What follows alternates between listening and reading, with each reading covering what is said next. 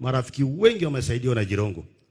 Nataka nisimame hapa na tuambiane ukweli.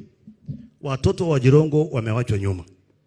Sisi wote tulio hapa wenye mnajua Jirongo alikuwa nani. Tusije tufanye hii majishi tuongee hapa na baada ya hii tuache watoto wa Jirongo. Mimi nataka niseme na najua nishaongea na hawa watoto wa Jirongo. Sisi kama marafiki nimesikia kisha ukisema maneno ya shamba ya Ruai. Shamba ya Ruai ilikuwa imechukuliwa. Na hiyo ndio ukweli. Wakati tuliingia kwa hii serikali chini ya mwezi mmoja tukarudisha shamba ya Ruai. Na nataka nikuhakikishie pia kisha hakuna mtu ata-invade kwa hiyo shamba ya Ruai. Hiyo shamba ya Ruai ni ya Jirongo na ni ya watoto wake. Na isije wakati mtu amekufa ndio watu wanakuja wanasimama hapa. Kuna watu wengi wangesaidia Jirongo hapo nyuma. Mimi na uwezo wangu kidogo Mungu anajua na watoto wake wanajua. Na mimi nataka nisimame hapa niseme ndugu zangu wakina Amayo. Tumekubaliana. Baada ya hii mashishi, hii mayema yote itatolewa na kila kitu itatolewa hapa. Hawa watoto wamewachwa nyuma na kuna watoto wazuri zaidi ya watoto 20.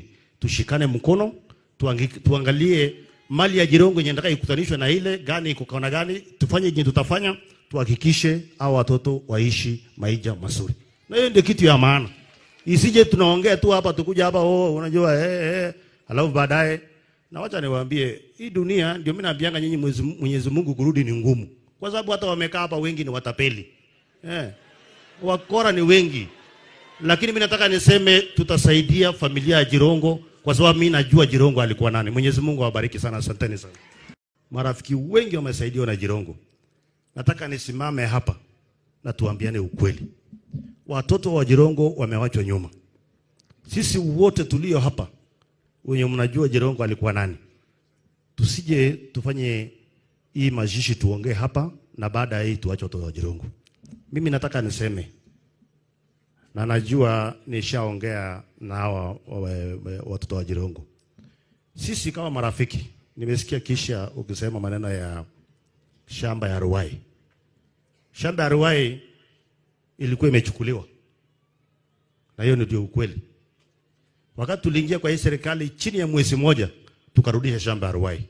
Na nataka nikuhakikishie pia kisha hakuna mtu ata-invade kwa hiyo shamba ya Ruai. Hiyo shamba ya Ruai ni ya Jirongo na ni ya watoto wake. Na isije wakati mtu amekufa ndio watu wanakuja wanasimama hapa. Kuna watu wengi wangesaidia Jirongo hapo nyuma. Mimi na uwezo wangu kidogo Mungu anajua na watoto wake wanajua.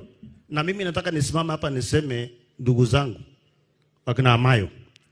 Tumekubaliana. Baada ya hii mashishi, hii mayema yote itatolewa na kila kitu itatolewa hapa. Hawa watoto wamewachwa nyuma na kuna watoto wazuri zaidi ya watoto 20. Tushikane mkono, tuangalie mali ya Jirongo yenye nataka ikutanishwe na ile gani iko kaona gani, tufanye jinsi tutafanya, tuhakikishe hao watoto waishi maisha mazuri. Na hiyo ndio kitu ya maana.